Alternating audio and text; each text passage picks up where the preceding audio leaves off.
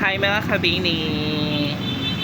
A day in my life as a bini na call center agent slash valuable player. It's 10 minutes break!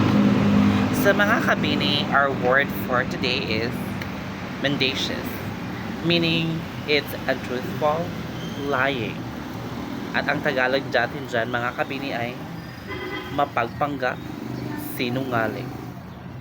At ang sample sentence natin dyan, mga kabini, is ang kanyang pahayag ay mapagpanggap, hindi siya mapagkakatiwalaan. May ganun mga kabini. Isang A naman dyan.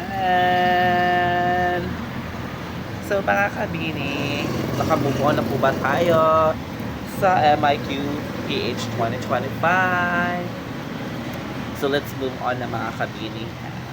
So sa lahat po ng mga tao nag-chat sa akin in regards of ano daw masasabi ko sa MIQ PH 2025, we're actually deserve naman talaga si Anne Patricia.